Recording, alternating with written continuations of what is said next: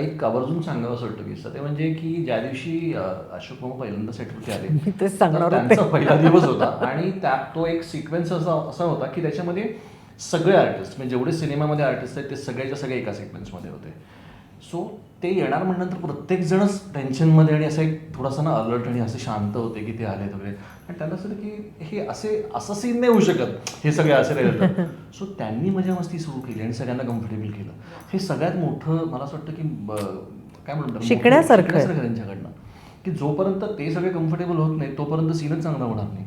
So त्यांनी प्रत्येकाशी मग अगदी नवीन मुलं आहेत दोन जे पहिलंच त्यांचा सिनेमा आहे सो त्यांच्याशी पण तेवढ्याच पद्धतीने मजा मस्ती हसत खेळत सगळ्यांना आधी रिलॅक्स केलं त्यांनी आणि मग तो सीन आम्ही केला. म्हणजे काइंड ऑफ अख्ख्या युनिटला युनिटलाच. रिलॅक्स, कारण बिकॉज अख्खं युनिटच युनिटच असं होतं की ते असं असे अलर्ट होते झाले होते सगळे. की आमच्याकडनं काही चूक नको व्हायला आणि तो माणूस अपसेट नको व्हायला.